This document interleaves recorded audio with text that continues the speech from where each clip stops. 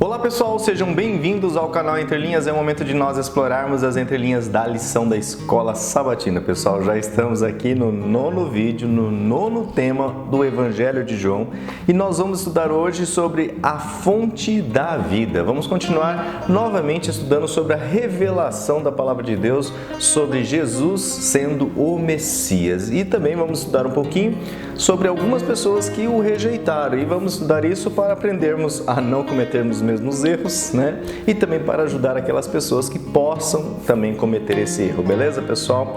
Teremos a participação aqui do Alexandre, do Marcos André, a minha participação, eu sou Lúcio Valentim e também, claro, lá no primeiro bloco, logo depois da vinheta, temos a sua participação através dos comentários nas Olimpíadas dos Comentários, beleza, pessoal? Sempre fica aquele apelo, se você gostar do nosso conteúdo, dê o seu joinha, é muito importante, se inscreva no canal se não é inscrito, graças a Deus a cada semana novos inscritos aparecem e também deixe o sininho acionado para você sempre receber os alertas quando um novo vídeo é lançado aqui no canal. Beleza, pessoal? Então, chega de introdução e vamos para a lição.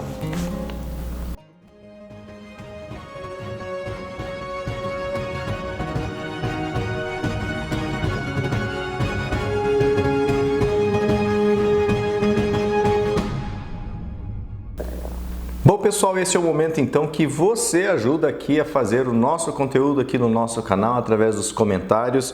Nós chamamos dos entrelinheiros, entrelinhanianos, entrelinhenses e todos os derivados aí para identificar os queridos amigos que participam aqui do canal Entre Linhas, beleza, pessoal? Temos as Olimpíadas aqui no pódio, a Sandra Bittar, gostou do pódio, hein, Sandra? Temos também aqui a Beth Souza, de São Paulo, e também o Genésio Mioto retornando para o pódio, né, Genésio? Faz tempo que ele não conseguiu o pódio, mas vamos conferir aqui o que os nossos queridos amigos deixaram para nós.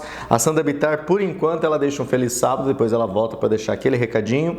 A Beth Souza, de São Paulo, eita, quase perdi o pódio, é isso aí, Beth, mas conseguiu. O Genésio Mioto, eu sou o caminho, eu sou a verdade e a vida. Ninguém vai ao Pai senão por mim. João 14,6, que é o verso, né, da lição de sábado, que logo, daqui a pouco o Alexandre vai trazer para nós. Valeu, Genésio Mioto. Temos também aqui as palavras da Natalice Santos Araújo. Valeu, Natalice, marcando presença nos comentários. Feliz semana, é isso que importa. Flávia Gariani deixando um monte de sinalzinho aqui, o sorrisinho. Aí minha esposa falou que ela não está conseguindo comentar no celular dela, mas ela consegue deixar os sinaizinhos. Por isso que ela deixava o coraçãozinho, deixou agora um sorrisinho. Valeu. Lições Fortes da Bíblia, que é do Jorge e da Carmen, que daí deixaram assim: olá meus queridos irmãos, valeu também. Regiane Alves, boa noite irmãos do canal Entre Linhas, feliz sábado, que pena não conseguiu o pódio, não conseguiu, Regiane, mas está quase lá. Mas o que vale mesmo é estudarmos juntos a Palavra de Deus. Irmãos, quero agradecer a todos que oraram pelo pastor Rafael Santos. Lembra que ela pediu nos comentários anteriores? O líder dos bravadores da União Nordeste. Ele está muito bem. Esse final de semana passado aconteceu o Campuri aqui na UniEB, no Rio Grande do Norte, e o pastor Rafael Santos esteve presente dando seu testemunho. Muito lindo. Nós servimos ao Deus do impossível. Muito obrigado, irmãos, por toda a dedicação de vocês à obra do Senhor. Valeu, Regiane Alves, também por ter trazido aqui o testemunho do pastor Rafael que a gente orou em lições anteriores. É isso aí, pessoal. Temos aqui também a participação da Maria da Penha, isso mesmo. Ela deixa assim: feliz sábado, Maria da Penha Figueiredo. Isso aí, um abraço. Deixe para nós aqui, Maria, de onde você é, que estado você nos ouve, que cidade. Temos aqui também a Leila Glorimar, boa tarde, que alegria, muito obrigado, vocês são um top. Valeu, Leila, pelo incentivo, valeu pelo comentário, porque assim o conteúdo vai crescendo dentro da plataforma, pessoal.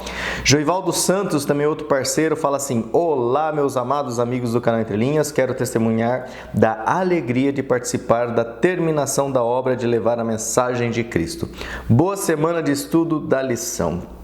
Que ânimo, né, Joivaldo? É isso aí, nós somos uns privilegiados, porque Deus poderia fazer sua obra sozinho, mandar os anjos eles fazerem, mas não. Deus, de certa forma, permite que os homens, nós, homens falhos, vamos buscando nos aperfeiçoar em Cristo Jesus e participar dessa obra tão linda de levar o Evangelho para outras pessoas, né? Maria Feitosa também participa falando assim: feliz sábado, irmãos, sou Maria de Ibiúna, São Paulo, e a Maria de Ibiúna, São Paulo, deixa o CCC, para quem não sabe ainda, curtido, comentado e compartilhado. Os 3 Cs aí que alguns canais estão copiando. A Josefa Ascencio também, oi, ela diz: Cidade Dutra se apresentando, mesmo atrasada, não importa, não está atrasada, está aqui fazendo parte aqui do nosso canal, do nosso comentário, então fique à vontade, Josefa. Desejo uma abençoada semana para os nossos professores abençoados, o Lúcio, o Alexandre, o Marcos André e também o Ricardo. Eu continuo esperando o retorno do nosso amigo Ricardo, nosso prof. Ricardo. Orem, por favor, para minha família amada neste mês de novembro. Então vamos orar agora pela família da Josefa Ascencio. Fiquem todos com Deus, oro sempre por vocês. Obrigado, Josefa, pela tua oração. Como vamos aprender hoje, aprendemos aí com o testemunho do pastor Rafael, oração é muito importante, irmãos. Tenho orado aí para que Deus se manifeste, se revele a algumas pessoas, porque tem que ser de forma sobrenatural certas coisas, né? E aqui, pessoal, nós vamos conhecer também o nosso querido amigo Engrácias Casimiro Canducha, que no último vídeo eu pedi: Casimiro, fale de onde você é, que eu não sei se é da mesma terra do Samucômio, não é? E ele fala assim: eu sou de Angola, minha província é Bié, fica ao sul de Luanda, no centro de Angola. Jesus Cristo é a vida, a verdade, a luz, onde a luz, as trevas desaparecem. Ele nos ama tanto que teve que usar vários métodos para garantir a nossa salvação. E o Casimiro diz assim, CCC, é isso aí, Casimiro, com certeza um monte de pessoas aí na Angola, especificamente é mais perto aí da província de Bié, de Luanda, estão recebendo essas mensagenzinhas, essas imagens aqui criadas por inteligência artificial, mas estão recebendo lá e estão clicando graças a você, Casimiro. Muito obrigado pela sua companhia. Desde que você começou a comentar conosco, acho que você não pulou nenhum sábado, sempre comentando. Então eu sei do trabalho que é comentar um conteúdo, você tem que gostar muito. Então valeu pelo carinho, viu? E Joilson diz aqui boa noite, Joilson. Acho que é a primeira vez que o Joilson comenta, hein, Joilson? Seja bem-vindo. Boa noite, deixe de onde você também. A Adriana Kuhn já é parceira aqui dando nossos comentários. Olá, simpáticos pastores virtuais, o Lúcio, o Alexandre, o Marcos e também o Ricardo voltará. Lição estudada e lido também o capítulo 5. Vai ter que ler igual narrador de futebol, hein? Para vencer todos os comentários. Se vira nos 30, né? Nem o Lúcio, vai ter que falar igual narrador de futebol. Gratidão sempre a vocês que na correria louca desse mundo ainda dedicam tempo para nos auxiliar com a lição.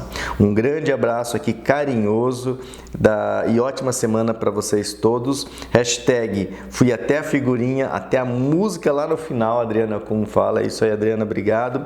Hashtag volta, Ricardo, não se forma quarteto com 3. E volta também o quinto elemento, o João Cavaco tá sumido. E Adriana, ele apareceu. O quinto elemento aqui do Entre Linhas apareceu. E eu também deixei o link lá no último comentário da irmã a Hilda pediu o link onde aparece o irmão João Cavaco. Pensava que ele era um anjo, que ele não existia. Ele existe sim, tem o link dele lá. Beleza? Valeu, Adriana Kuhn, pelo carinho. Muito obrigado mesmo. Também temos aqui a participação da Vera Simões, outra que também sempre está marcando presença. Obrigado a vocês do canal Entre Linhas. Como ajuda na compreensão do estudo, as explicações de vocês, viu? Só curiosidade, gostaria de saber se vocês são pastores. Deus continue abençoando a vocês. Vera Simões, nós não somos pastores, né? Eu não sou pastor, o Ricardo não é pastor, o Marcos não é pastor e o Alexandre não é pastor. Nós somos cristãos leigos aqui. Eu sou aqui da Central de Campo Mourão, o Alexandre e o Ricardo também são aqui da Central de Campo Mourão e o Marcos é lá do Rio de Janeiro, ele participa lá. Nós somos anciãos, participamos na igreja, né? Mas não somos pastores não, somos leigos. Uma obra leiga que precisa ser desenvolvida. E temos aqui os dois últimos comentários, pessoal, que são do João Cavaco e da Sandra Bittar. João Cavaco diz assim: Cristo é Deus homem, profecia, palavra e juízo acessível ao homem pela fé. E ele quebra, né? Ele tem o dom da palavra, irmão João Cavaco, quebra aqui em várias sessões os comentários dele. Ele diz assim, na primeira sessão, a união de Cristo, Deus e homem, lá em João 5, 36 a 38. Cristo, a palavra, em João 5, 39 a 47. E depois, Cristo, a profecia. Aí João 12, do verso 13 ao 15, capítulo 13, 18, 19, 36, 37, Números, Zacarias, ele coloca lá as referências. E a última sessão, 4, Cristo, a vitória no conflito e o juízo da vida eterna e da morte. João 8, 14 até o 23, ele encerra assim, quais as consequências das escolhas em Cristo? O que escolher? A sua companhia eterna após o juízo? Ou o ser humano decide morrer definitivamente, vendo ao longe outros a viverem eternamente com Cristo e vice-versa? Em suma, a salvação é a relação de negociação e aceitação entre Deus e o ser humano. Estás tu interessado nessa negociação e nessa aceitação? A pergunta do irmão João Cavaco. João Cavaco, de Lisboa, Portugal, União Europeia em guerra e conflitos. Aê, voltou a assinar a mensagem. Valeu, João Cavaco, você já é o quinto elemento aqui, muito obrigado pela companhia. E o último comentário, a Sandra Bittar. Olá, meninos, espero que todos estejam bem por aqui, caminhando segundo a vontade de Deus e agradecendo sempre por ter acesso a profissionais de saúde, a tratamentos e medicamentos, o que é difícil para muitos irmãos. Confesso que estou devagar e a lição não tenho estudado como tenho o hábito que fiz, né? Mas vamos aceitar o tempo de Deus. Grande abraço a todos. A amiga Sandra Bittar. Sandra Bittar, se cuida, que Deus esteja aí cuidando nesses momentos aí que o nosso motor, nosso equipamento começa a dar uma falhada. Faz parte aí do processo, né, de viver no meio do pecado, mas eu creio que o corruptível se revista da incorruptibilidade, que o mortal da imortalidade. Aí sim, teremos dias melhores, beleza? Então, valeu pelo comentário de todos vocês e agora sim vamos adentrar no que interessa, na doxologia, no estudo desse tema sobre a fonte da vida, porque muitos rejeitam Jesus, rejeitam e como nós podemos cometer o mesmo erro ou ainda evitar esse erro e ajudar outros também que cometam o mesmo erro. Vamos orar antes de entrar nesses assuntos? Oremos. Santo Deus, nosso Pai, nosso Criador, esteja com cada um, Pai, que nesse momento busca a Ti, através do estudo da palavra, através do entendimento sobre a divindade de Cristo, sobre os argumentos, ó Pai, sobre a Tua revelação sagrada na palavra. Esteja com cada familiar, com cada pessoa que está precisando. Tu conheces também nosso pastor, a mãe dele que está no leito de hospital. Que o Senhor esteja com cada familiar, ó Pai, que está precisando da Tua presença nesse momento, ó Pai. Aproveitamos esse momento de oração para interceder por eles e também pedir que o Teu Espírito Santo nos guie no estudo aí com o Alexandre e também com o Marcos André e com as perguntas. Em nome de Jesus oramos. Amém, Senhor. Então, vai lá, Alexandre, agora é com você. Olá, amigos do canal Entre Linhas. Sempre uma alegria, uma satisfação estarmos aqui para estudarmos mais uma lição da Escola Sabatina. Essa semana, lição de número 9, a fonte da vida. Seguimos num estudo mais amplo, temas do Evangelho de João. Essa é a lição de número 9, portanto. O nosso verso para memorizar, ele diz assim: Eu sou o caminho, a verdade e a vida. Ninguém vem ao Pai senão por mim. A lição de sábado ela vem tratando um pouco mais dessa expressão eu sou. Essa expressão eu sou ela já nos é conhecida. Quando nós vamos lá para o Antigo Testamento, no Êxodo, nós temos o encontro de Moisés com Deus na sarça ardente, naquele arbusto que não se extinguia, queimava continuamente. Moisés se aproxima, é ordenado a ele que retire as sandálias dos pés, porque o terreno em que ele estava era santo. E depois do diálogo, durante o diálogo de Moisés com Deus, ele pede como que ele deve apresentar esse Deus diante do povo. Aqui Deus responde: eu sou o que sou. Se alguém lhe perguntar, diga que o eu sou lhe enviou. Portanto, sempre que Jesus, nos evangelhos de João, mas também nos outros evangelhos, ele vai dizer eu sou, ele está fazendo uma referência à figura de Deus na sarça, falando com Moisés.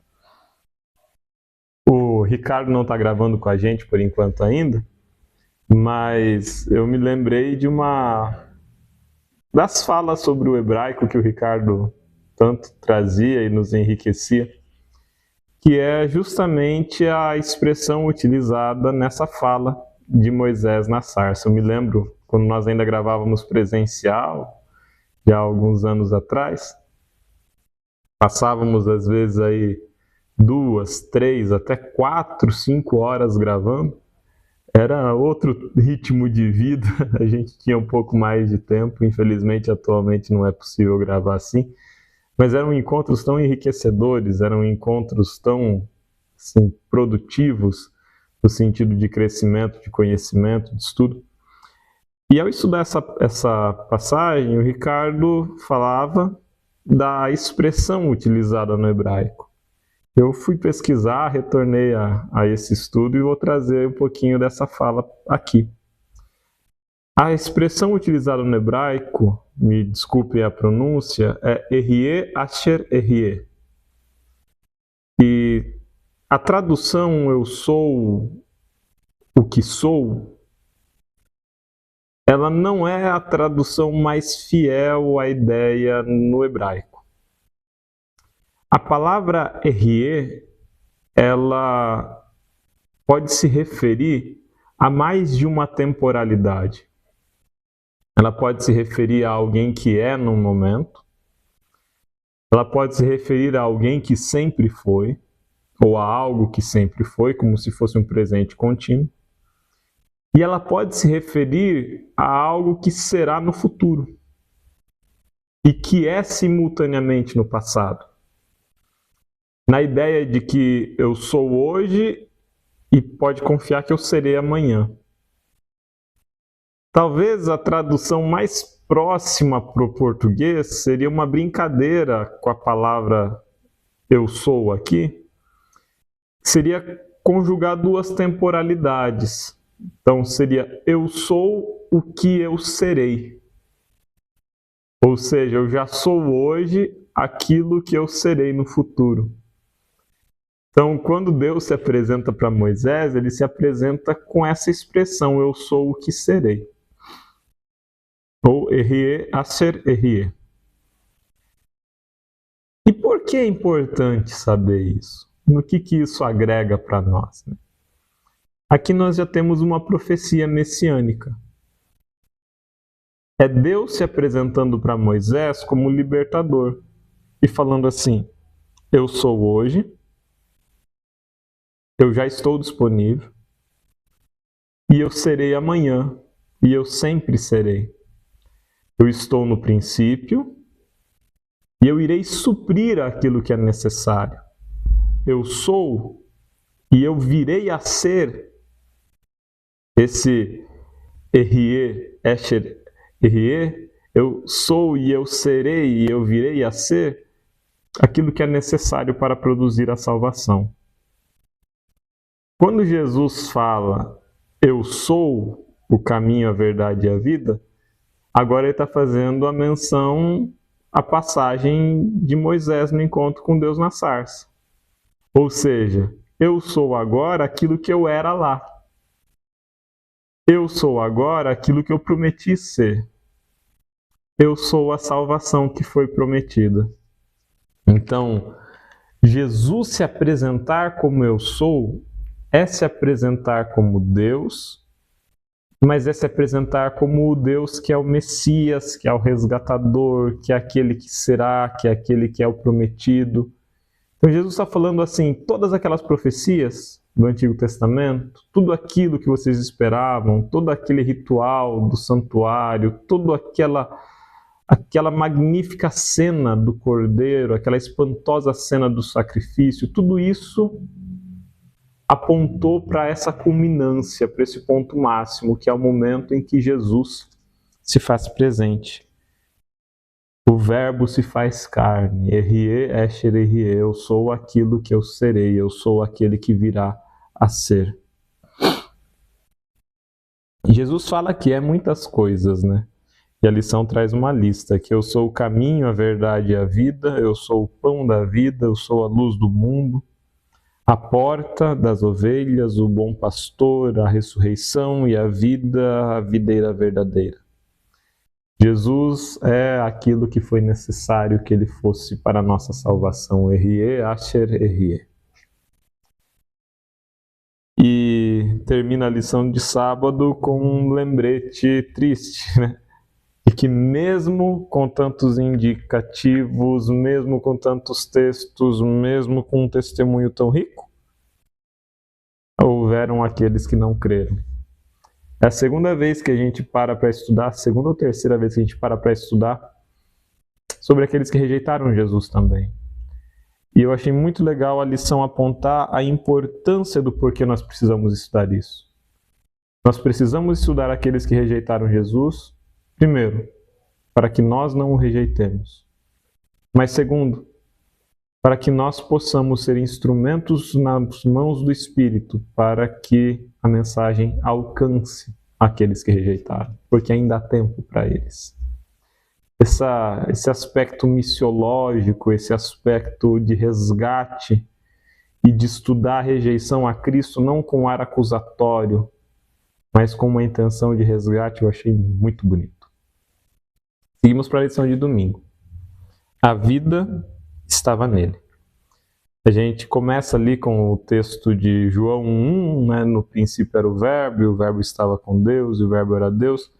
Começa falando ali, então, que Jesus é Deus.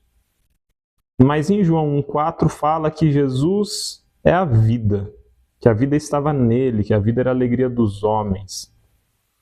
Quando fala dessa vida aqui, está querendo afirmar para nós, e está afirmando para nós, de um aspecto divino de Jesus. Jesus como aquele que é por si. E aí é uma outra ideia desse erie, a ser erie. Eu sou por mim mesmo. Eu sou completo. Eu sou e não preciso de uma vida que me seja imputada. Porque eu sou o Criador, porque eu tenho vida em mim mesmo.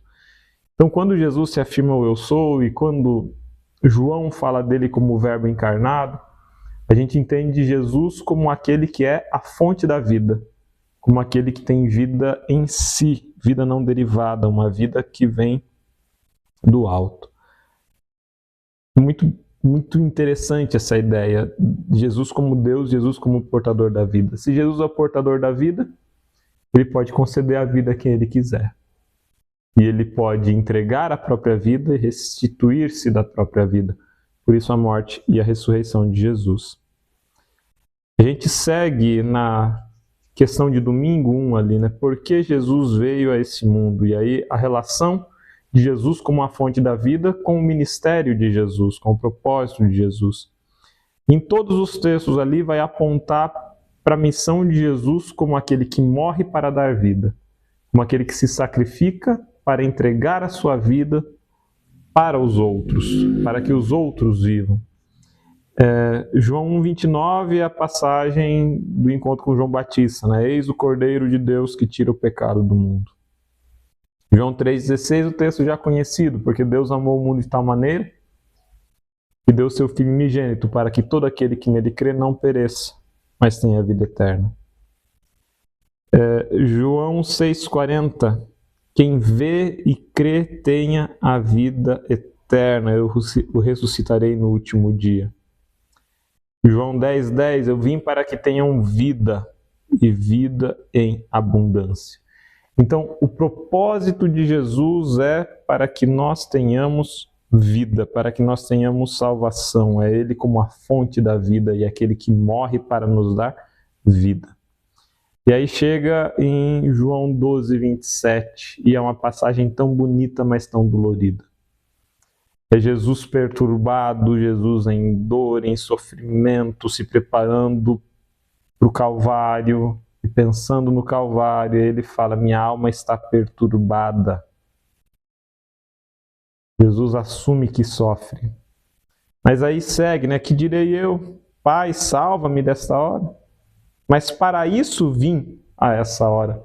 Então, mesmo em seu sofrimento, Jesus tinha consciência que ele tinha vindo ao mundo para esse sofrimento, porque por meio do seu sofrimento nós encontraríamos refrigério. Pela dor e pela morte de Jesus, nós encontraríamos salvação na sua ressurreição. Muito bonito isso. E aí segue com o texto da serpente de bronze, né? Que assim como a serpente de bronze foi levantado, importa que o Filho do Homem seja erguido e atraia todos para si mesmo. É Jesus tomando o nosso lugar. O último parágrafo ali, achei muito legal, acho que vale a pena dar uma lida. Cristo veio para nos revelar o Pai. Afinal, ninguém jamais viu a Deus, o Deus unigênito. Esse Deus, eu sou, manifesto em Jesus, revelado em Jesus, nos apresenta-se, se nos apresenta. E é o meio pelo qual nós conhecemos o caráter de Deus.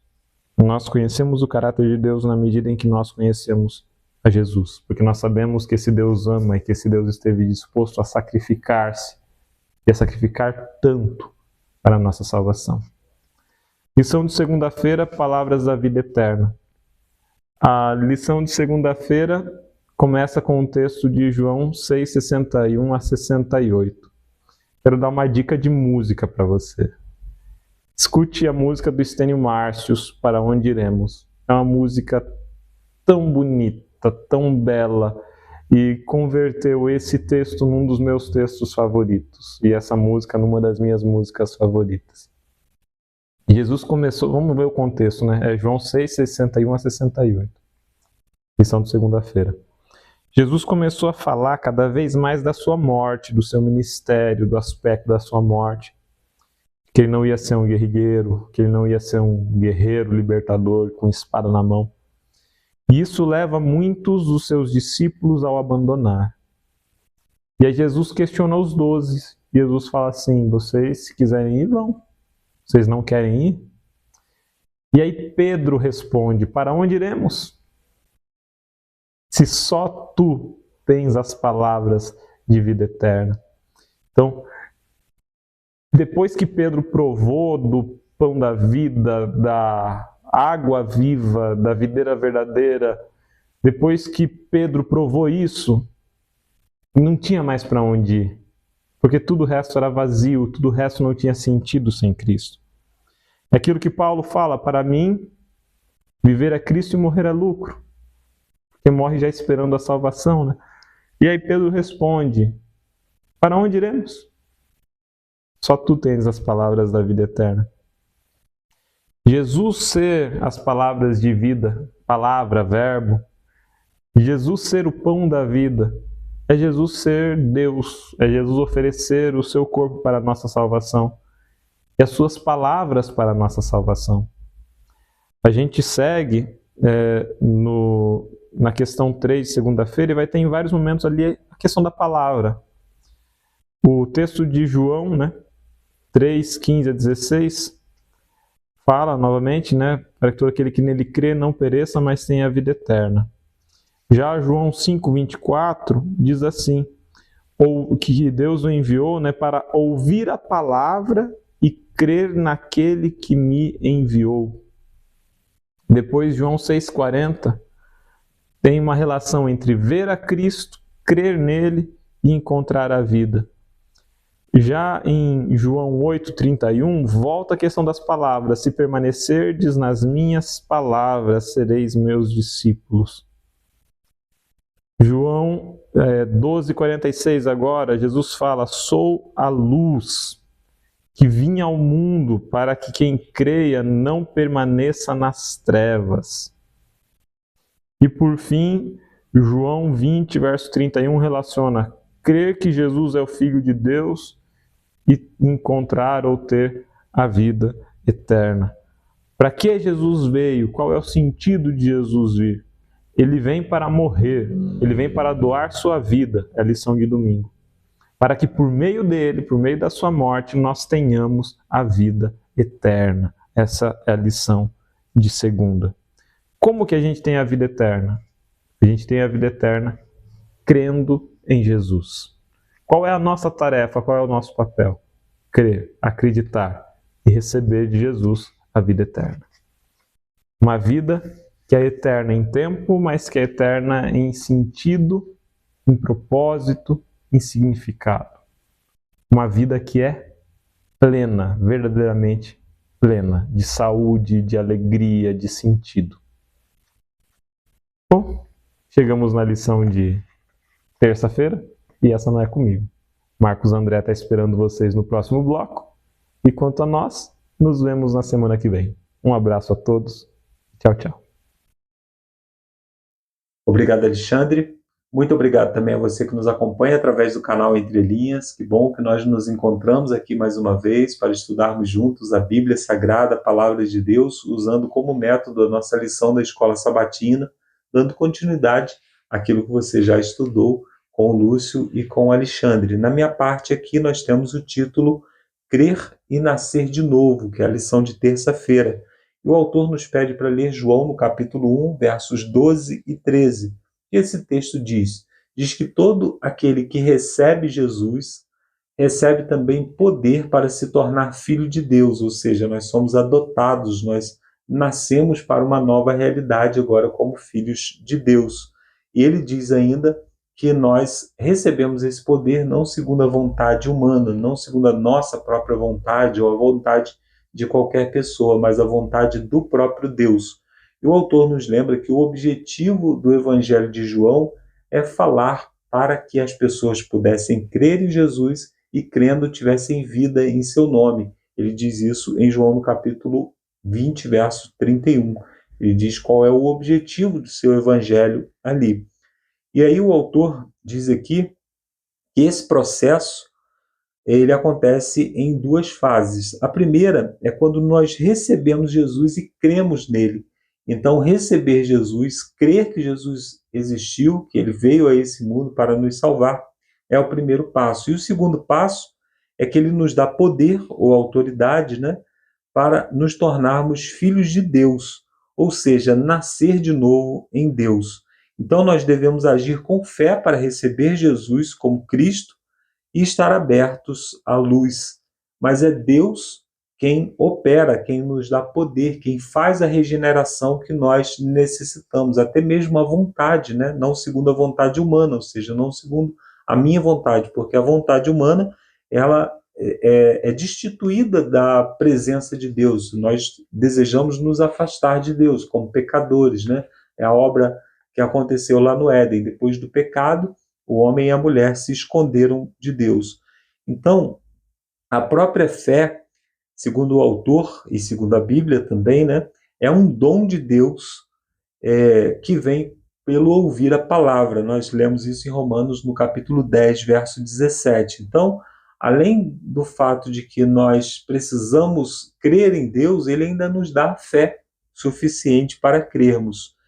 E aí o autor nos lembra aqui, ou melhor, ele cita um texto de Fundamentos da Educação Cristã, que diz assim: para ter verdadeira e inabalável fé em Cristo, precisamos conhecê-lo assim como ele é representado na palavra.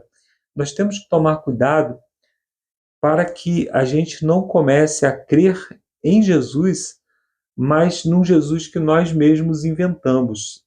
Muitas vezes nós manifestamos fé em Deus, mas nós inventamos um Deus que é a nossa imagem e semelhança. Então, nós ficamos na igreja somente criticando e dizendo assim: Deus não gosta dessa música, Deus não gosta desse tipo de atitude, Deus não gosta dessa roupa. E quando a gente chega em casa, a gente olha para Deus, olha para o espelho e Deus, na verdade, somos nós mesmos. Então, essa atitude, ela não é a atitude de quem crer em Jesus conforme ele é representado nas Escrituras.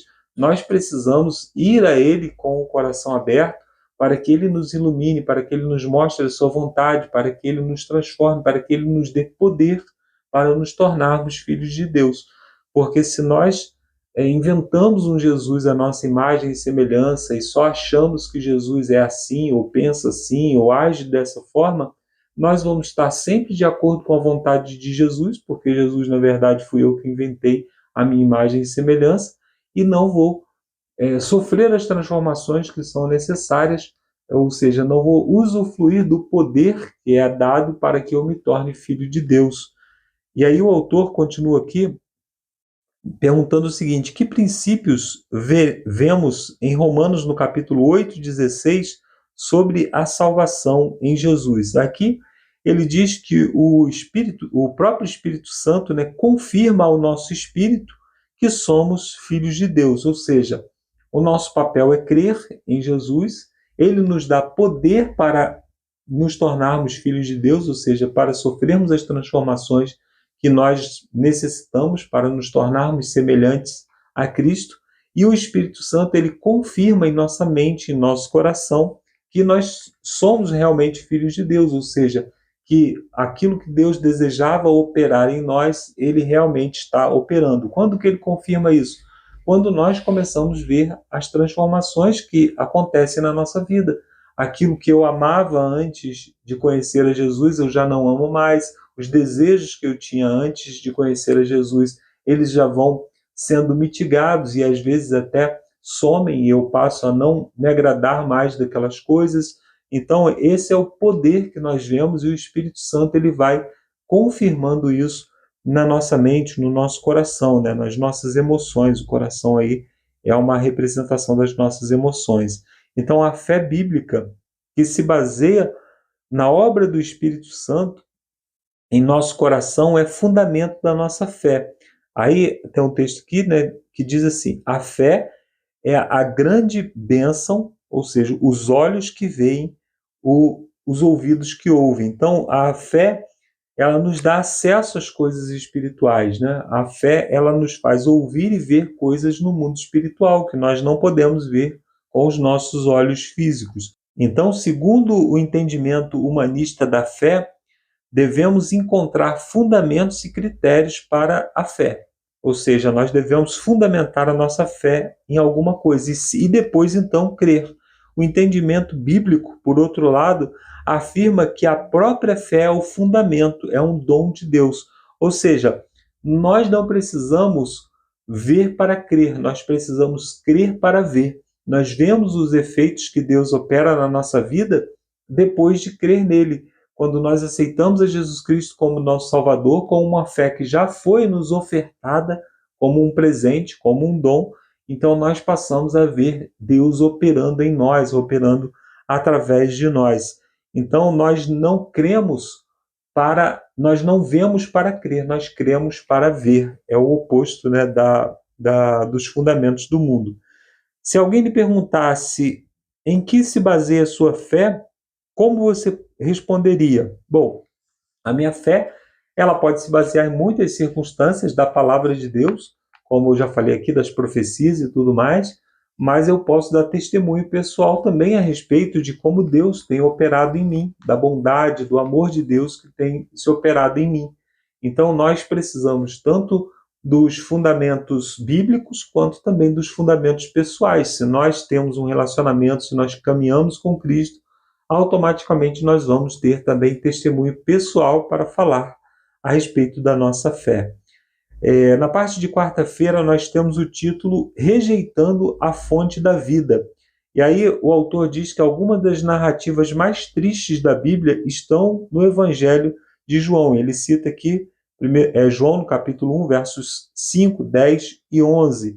Esse texto fala que o verbo estava no mundo, né? O verbo que fez o mundo estava no mundo, mas o mundo não o conheceu. Ou em outras passagens diz que a luz veio ao mundo e o mundo rejeitou a luz, preferiu as trevas, né?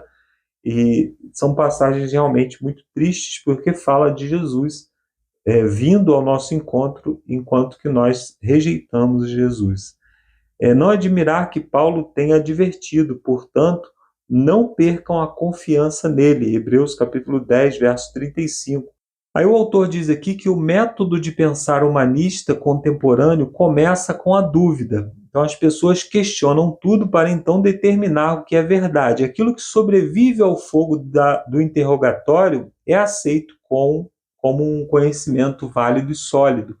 Bom, o pensamento humanista, ou seja, o método científico, o método do questionamento, ele é válido dentro daquilo que ele se propõe a fazer.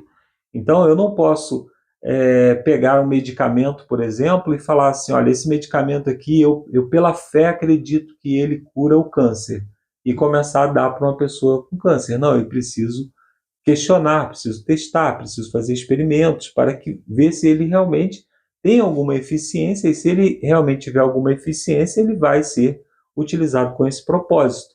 Porém, qual é o erro de muitas pessoas que querem estudar a Bíblia utilizando esse método empírico? O método empírico, ele só funciona para aquilo que está dentro do tempo, do espaço e da matéria, ou seja, é feito de alguma coisa ou tem efeito de alguma coisa, existe em algum tempo, algum momento, que é o tempo, né?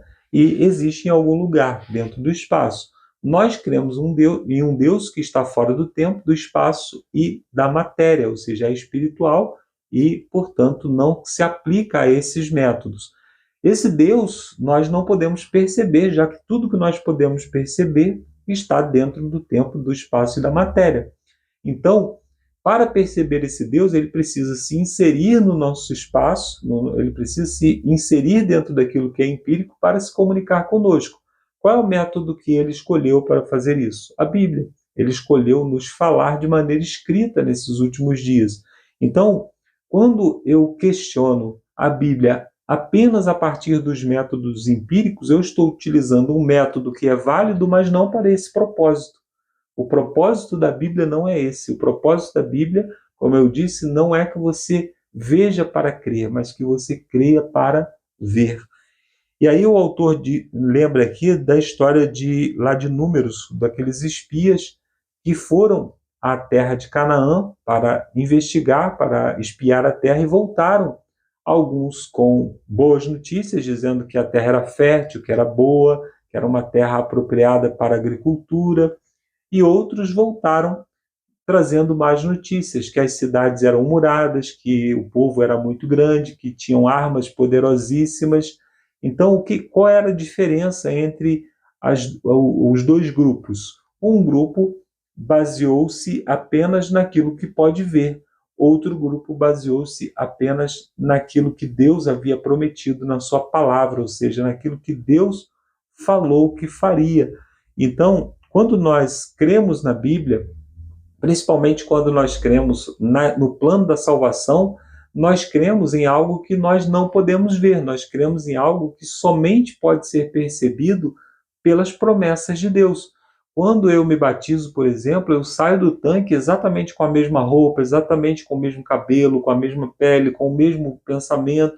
Eu saio dali exatamente como eu entrei. Não pode ser verificado, o plano da salvação ele não pode ser verificado através dos métodos comuns, dos métodos de questionamento. Então, por que eu creio que eu estou salvo? Porque Deus disse. Porque até mesmo os meus pensamentos negam a minha salvação, negam que eu estou salvo. Talvez se eu perguntasse para você agora, você se sente salvo? Se Jesus voltasse hoje, você se sente salvo? Talvez a sua resposta fosse não. Por quê? Porque nós questionamos a palavra de Deus a partir da nossa própria percepção, mas a nossa percepção não está sendo chamada para decidir sobre isso.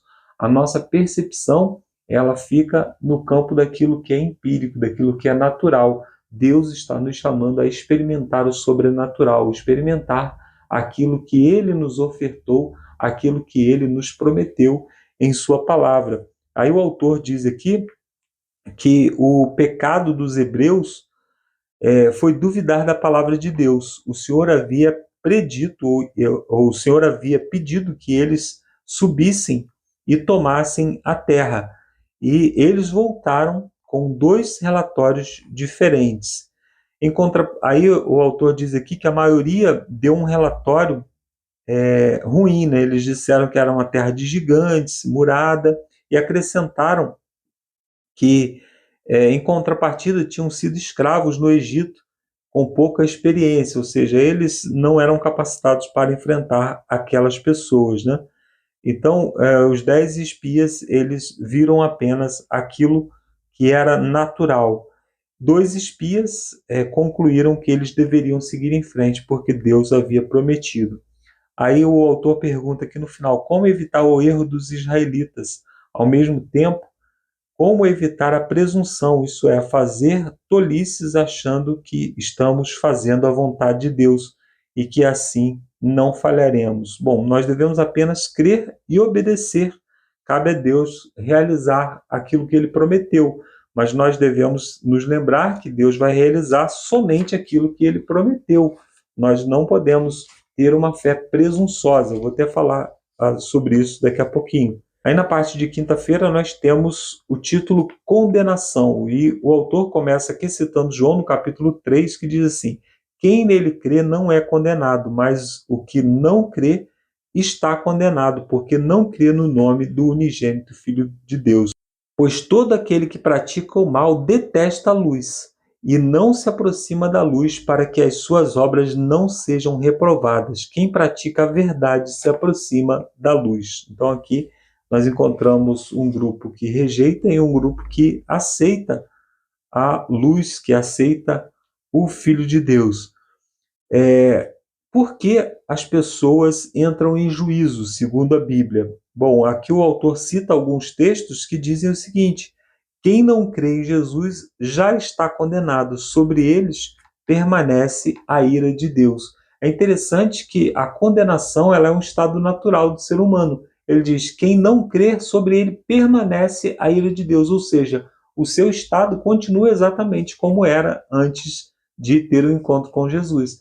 Como que acontece a mudança? A mudança acontece quando nós cremos em Jesus. Quando nós cremos, nós o recebemos como Salvador, e isso muda o nosso status, porque o nosso status natural é contrário a Deus, nós somos inimigos de Deus, e a ira de Deus permanece sobre nós. Então, Deus transmitiu a Eva, e o autor utiliza aqui, né, uma passagem para ilustrar isso. Deus transmitiu a Eva luz a respeito da árvore que estava no meio do jardim.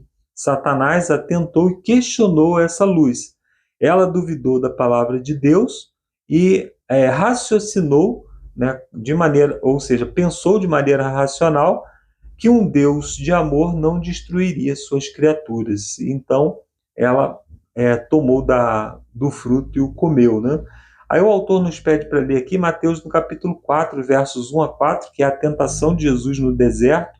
Que princípios Cristo usou no deserto para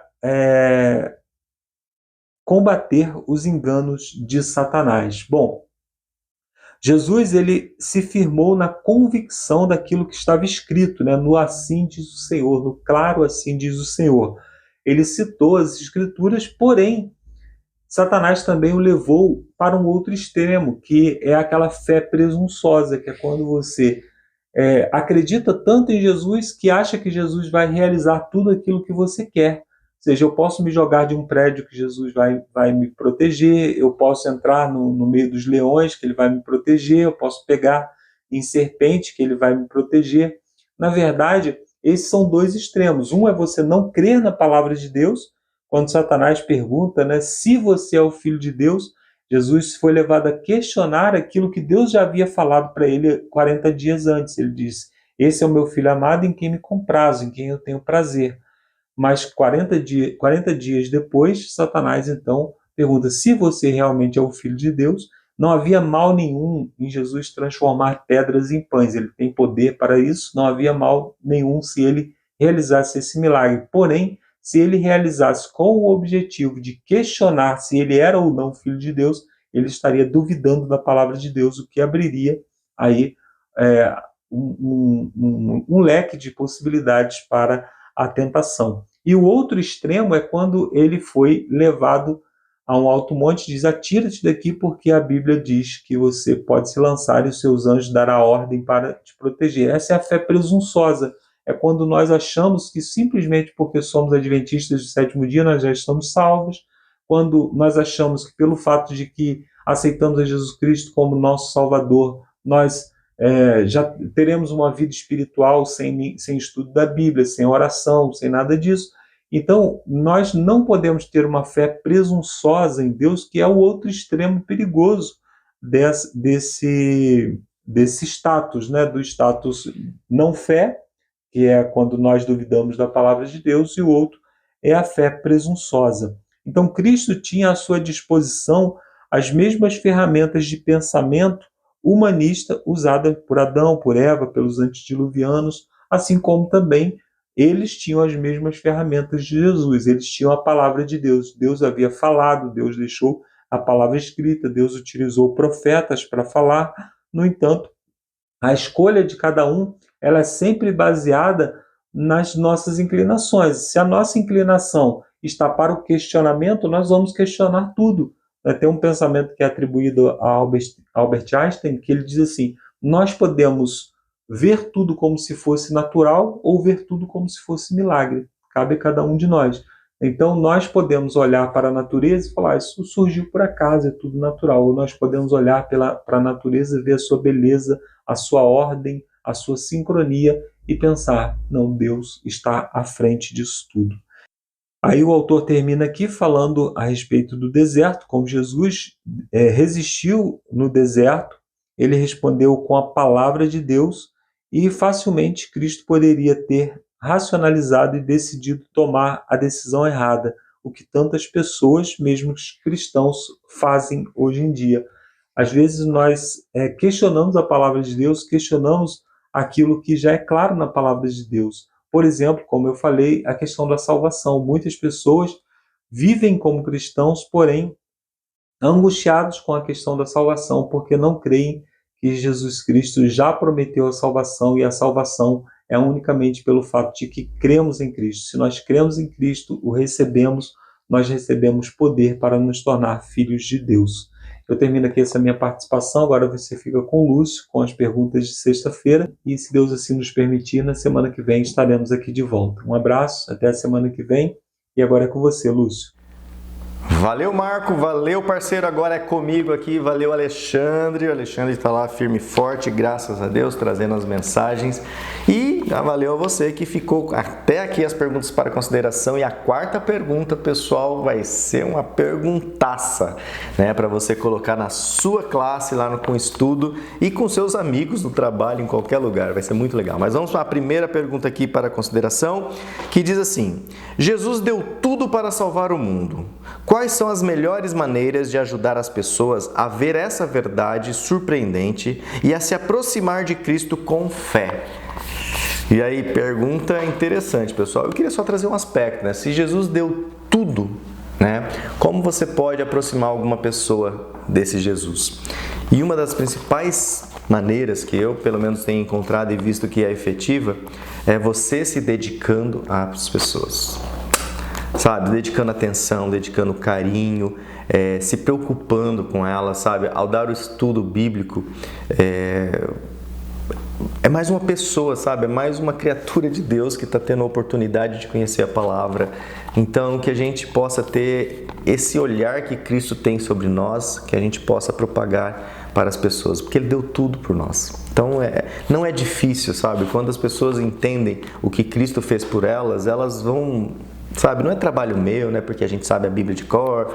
Não, mas o Espírito Santo vai trabalhando. Então, a melhor maneira de levar essa verdade de Cristo é imitando a Cristo. É fazendo o que Ele fez, né? É a gente também dedicando às pessoas. Eu ainda não consigo assim, dedicar toda a minha vida para isso. Eu admiro muito pessoas que são missionárias, pessoas que largam toda a sua vida para pregar o Evangelho. Não cheguei nesse nível de maturidade ainda. A gente tenta no nosso... como se diz, né, no nosso universo, nas nossas limitações, partilhar dessa grande verdade com aqueles que estão dispostos a ouvi-la, né, pessoal? Então, compartilhe, pessoal, não durma no tempo, convide as pessoas a estudar a palavra de Deus, esteja preparado para receber muitos nãos, mas a nossa missão é levar a palavra de Deus. Segundo, quais são as principais diferenças entre você tomar decisões seguindo padrões humanos e mundanos, e, por outro lado, tomar decisões com base na revelação divina?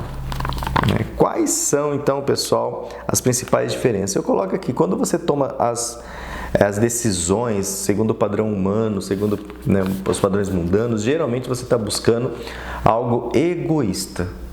O ser humano busca isso, né? É o meu, me dá. A primeira frase que uma criança vai aprender antes de papai é meu, dá. Depois vai para o papai e para outras coisas. Então, assim, o padrão humano é esse. Já o padrão divino já não é não sou eu, né?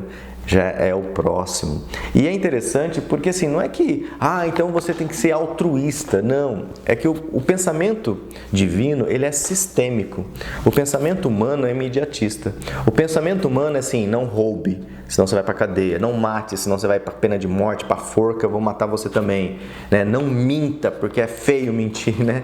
E o pensamento divino é, não mate, porque assim ninguém mata, você não morre. Não roube, porque assim ninguém rouba e você não é roubado. Não minta, porque assim ninguém vai mentir e você não será enganado. Não traia, porque assim ninguém vai trair e você não será traído, sabe? Então o pensamento de Deus, ele é muito maior do que o pensamento mundano humano.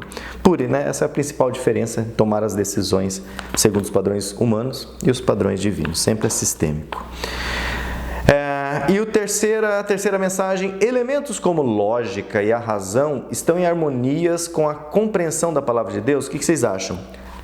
Lógica e razão estão em harmonias com a palavra de Deus? Sim, com certeza, irmãos. É bonito você dar estudo bíblico, por exemplo, a universitários, eles entenderem a lógica, eles entenderem pelo menos a parte revelada do pensamento de Deus. Não que o pensamento de Deus se limita à palavra dele, mas é uma parte revelada.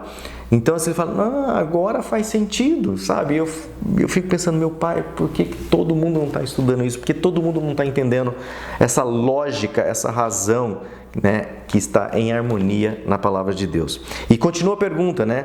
Temos razões lógicas e racionais para crer? O que vocês acham?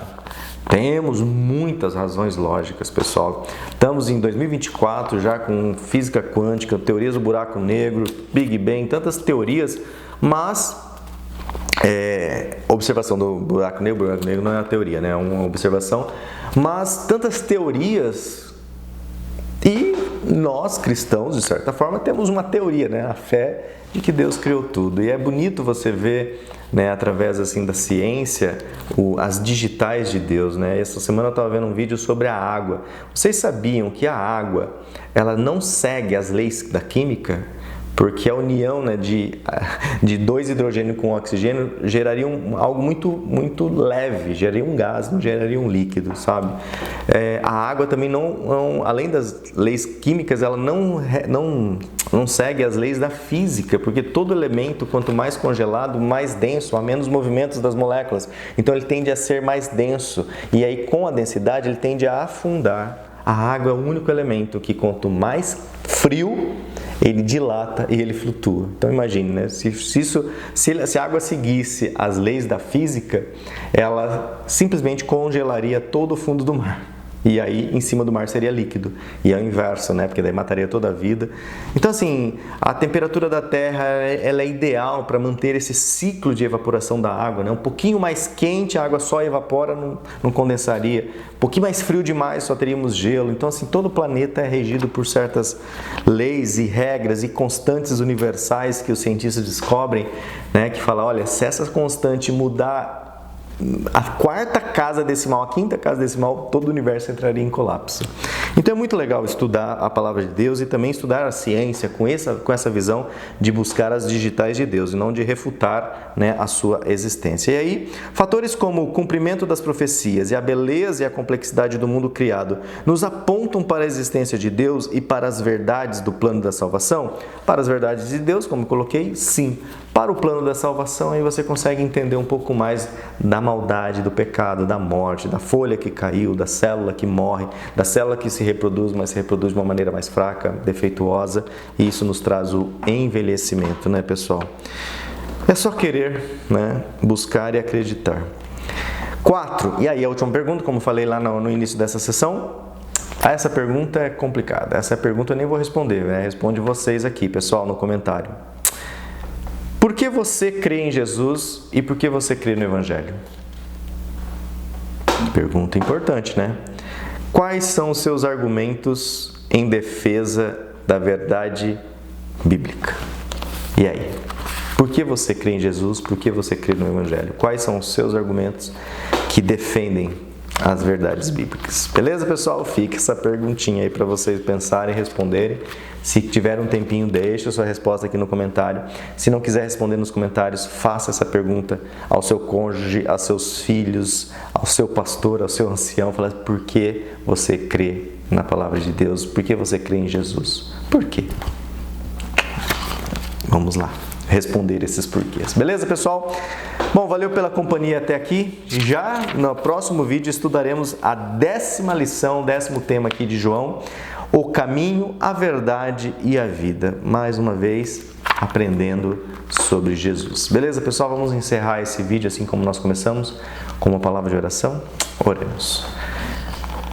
Senhor Deus, nosso Pai, obrigado, Pai, porque nos deixaste, ó Pai, não fábulas, não histórias, mas nos deixaste histórias, fatos, profecias relatadas e cumpridas, algumas ainda não. Muito obrigado, Pai, porque isso de certa forma alimenta também o nosso lado racional e nos faz crer cada vez mais em Ti, ó Pai. Diante de tanta descoberta, o Senhor ainda aparece muito claramente que o Senhor está aqui atuando em nossas vidas. Obrigado porque é o Teu Espírito que abre os nossos olhos, abre os nossos ouvidos e que Ele continue atuando, Pai, principalmente nos olhos e ouvidos dos nossos queridos, dos nossos familiares, daqueles que nós oramos tanto e que queremos que eles desfrutem, ó Pai, da alegria de conhecer a Ti, de seguir a Ti, de entender que o Senhor fez tudo para nos salvar, Senhor. Muito obrigado porque até aqui cuidaste de nós.